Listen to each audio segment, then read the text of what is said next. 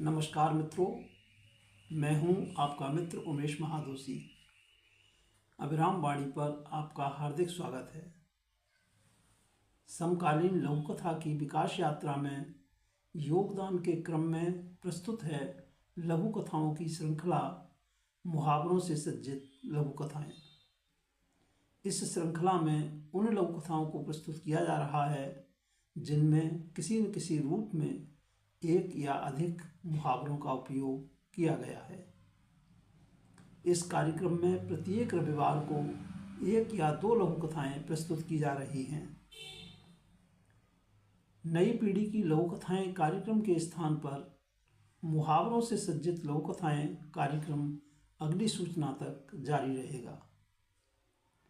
यद्यपि इस श्रृंखला का प्रमुख उद्देश्य लघु कथा साहित्य में कहावतों और मुहावरों के उपयोग को रेखांकित एवं प्रोत्साहित करना है, तथापि हमारा प्रयास है कि मुहावरों से सज्जित लघु कथाएं सामान्य लघु कथा की विशिष्टताओं से संपन्न होने के साथ सामान्य पाठक की समझ और उसकी पसंद भी बन सके। तो प्रस्तुत है मुहावरों से सज्जित लघु कथाएं कार्यक्रम की आज की प्रस्तुति। आज की प्रस्तुति में शामिल हैं दो लघु कथाएं, सुश्री कल्पना भट्ट जी की 9-2-11 एवं सुश्री अनीता रश्मि जी की लघु कथा आश्वस्ति की डोर। दोनों लघु कथाओं का वाचन उमेश महादोशी यानी मेरे द्वारा किया जा रहा है। ये लघु कथाएं मुहावरों से सज्जित लघु कथाओं के संकलन काम जो आवे कामरी में शामिल हैं। तो पहले प्रस्तुत है सुश्री कल्पना भट्ट जी की लघु कथा 9-2-11। काल सुबह को तैयार हो जाना, हम लोगा को लेने बस आवेगी। किधर को जाना है मुकादम जी? अरे उबा पिछली बेर गए थे ना मकान बनाने। ओह, उधर को तो मेरी लुगाई नहीं जावेगी। क्यों? बस मेरी मर्जी। मेरी लुगाई है, वो हरामी ठेकेदार और बाकी आदमी मेरी लुगाई पर। अबे साले, तू क्या खुद को सलमान खान समझता है? तेरी लुगाई को संग लाना होगो वरना। मुकादम ने जर्दा थूकते हुए अपने करीब खड़े अपने दोस्त से कहा, साला हरामी, समझता नहीं ये? इसको काम इसकी लुगाई की वजह से ही तो मिलता है। साला दलित, वरना इसकी औकात क्या है? उसके दोस्त ने कहा, अच्छा तो क्या इसकी पत्नी दलित नहीं? तू तो बोल रहा था वो ठेकेदार तो जनोईधारी ब्राह्मण है। अरे यार, अब क्या करूं? पेट की खातिर वो बामण तो इसकी लुगाई को ही चाहे है और ये मुँह सामने से कटारी लेकर मजदूर की पत्नी दनदनाती हुई आती दिखाई पड़ती है। मुकादम, बोल किधर चलना है? कंजर जाति की हूँ तो क्या हुआ?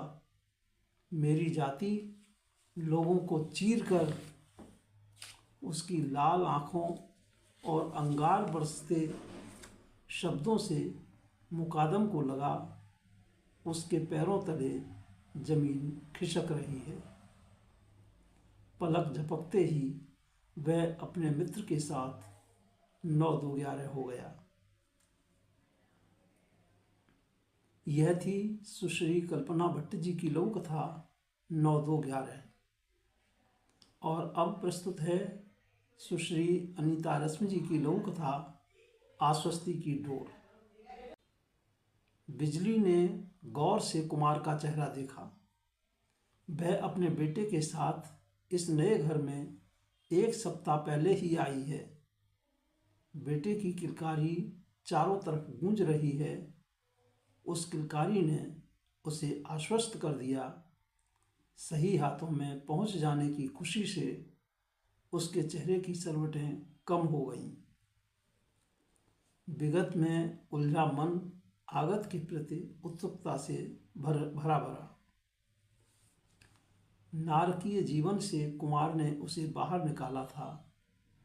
रेड लाइट एरिया की शान, बिजली अब सारंगी की धुन, तबले की थाप, घुंघरुओं के बोल से विदा ले चुकी थी। नित्य रात्रिकालीन स्याही से भी उसका असली नाम मासूम, रात की स्याही और चुन-चुनन के बीच कैशोरी में ही डुबो दिया गया था। अपहरण के बाद से वह उसी एरिया में कैद थी।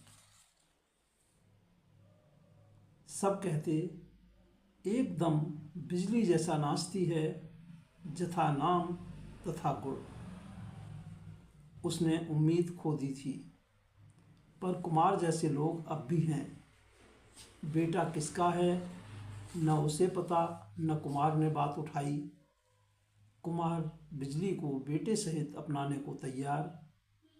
वे नए शहर में आ चुके हैं, जहां उसे कोई नहीं पहचानता, जहां कोई अंधियारा कोना नहीं है। उसने कंधे से बिजली को सदा के लिए झटक दिया है।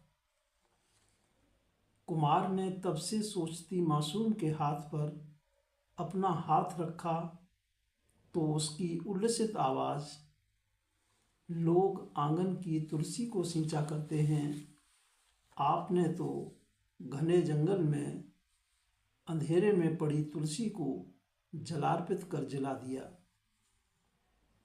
मासूम की पनीली आंखों के पानी में भविष्य की जगमग ज्योति झिलमिल झिलमिल हो रही है। सुश्री अनीता रश्मि जी की इस लघु कथा आश्वस्ति की डोर के साथ हम लेते हैं आपसे विदा। आगामी रविवार को फिर मिलेंगे। मुहावरों से सज्जित लघु कथाएं कार्यक्रम की श्रृंखला को आगे बढ़ाने के लिए आप अपनी नियमित योजनाओं में सफल हों, जीवन में भरपूर ऊर्जा और उत्साह से आनंदित रहें। हार्दिक शुभकामनाएं। नमस्कार मित्रों।